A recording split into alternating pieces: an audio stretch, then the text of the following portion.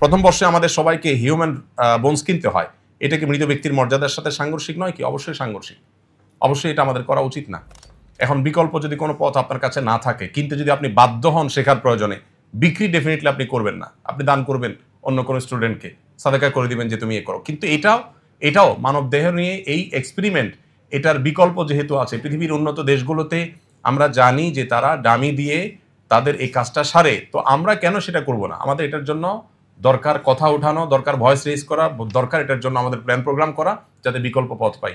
আল্লাহ তাআলা বলেছেন লাকাদ কাররামনা বানি আদম। হাদিসে আসছে নবী সাল্লাল্লাহু আলাইহি ওয়াসাল্লাম বলেছেন কাসরু আজমিল মাইয়িতি কাকাসরি হাইয়া, একজন মৃত মানুষের হাড্ডি ভাঙা আর জীবিত মানুষের হাড্ডি ভাঙা সমান।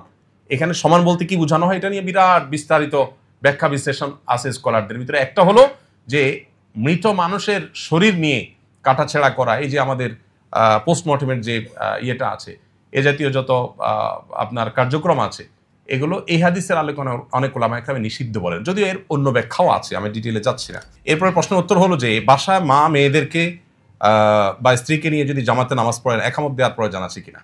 একামতের কনসেপ্ট আমাদের বুঝতে হবে। একামতটা কি? একামতটা হলো আমি নামাজে দাঁড়াচ্ছি, কেউ যদি আমার সাথে এসে সামিল হওয়ার সুযোগ থাকে সেজন্য আসে, তার জন্য তাকে ডাক দেওয়া, জানান। এই জন্য জামাতে আপনি বাসায় মা বোনদেরকে সাথে নিয়ে জামাতে নামাজ পড়লেও একামত দিবেন, তবে একামত আপনি দিবেন অথবা কোনো পুরুষ দিবেন। আর এমনকি একাও যদি আপনি কোনো ফরজ নামাজ পড়েন তাহলেও আপনি একামত দিবেন। কেন?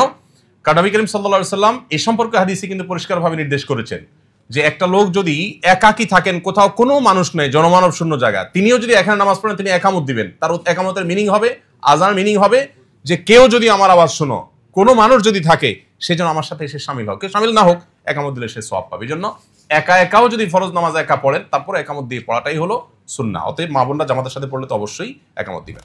মসজিদের প্রধান জামাতের পর আবার কেউ জামাত করতে চাইলে তার নিয়মাবলী সম্পর্কে বিস্তারিত জানতে চাই। মসজিদের প্রধান জামাত হয়ে গেলে আর জামাত করা যাবে কিনা, এটা আরেকটা প্রশ্ন। তো এক্ষেত্রেও হানাফি থটে ওলামায়ে কেরাম বলেন যে করা যাবে না, মাকরুহ বলেন ওরা।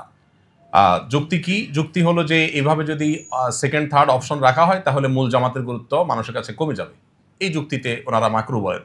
কিন্তু এর বিপরীতে আমরা অবশ্য নবী করিম সাল্লাল্লাহু আলাইহি সাল্লামের জীবনীতে একটা ঘটনা পাই। আপনারা অনেক হাদিসে শুনেছেন যে নবী সাল্লাল্লাহু আলাইহি সাল্লাম জামাতে নামাজ পড়ার পর এক ব্যক্তি মসজিদে প্রবেশ করলেন একা, তার নামাজ এখনো পড়া হয়নি, কোন একটা ফরজ নামাজ। তখন নবীজি বললেন যে তোমাদের কে আছো যে এই লোকটার সাথে জামাতে পড়ে তাকে জামাতের সওয়াব পাইতে হেল্প করবা? তখন একজন হাত তুললেন, বললেন ঠিক আছে তাহলে তুমি পড়ো। তো এই হাদিস থেকে দ্বিতীয় জামাতে সাহাবীদের পড়ার বিষয়টা সাব্যস্ত হয়। এটাকেই হাম্বলি থট সহ অন্যান্য থটে ওলামায়ে কেরাম অনুমোদন করেন। এবং আমরা এমনকি হানাফি থটেও বারান্দায় বা এমন কোথাও যদি পড়া হয় মসজিদের, যে মূল জামাতে বাধাগ্রস্ত হবে না বা মূল জামাতের গুরুত্ব হারাবে না, সেক্ষেত্রে হানাফি থটে ওলামায়ে কেরাম নিষেধ করেন না। জামাতের গুরুত্ব অপরিসীম। 1 টাকা যদি আমি 27 টাকা পাই, আমি কি দুঃখে 1 টাকার অপশন নিতে যাব, যেখানে সালাতুল জামাআতে তাফজুলু সালাতুল ফজর বি 27 দারাজা। নবীজি বলেছেন একা নামাজ পড়লে মানুষ 1 গুণ সওয়াব পেলে জামাতে নামাজ পড়লে 27 গুণ সওয়াব হয়।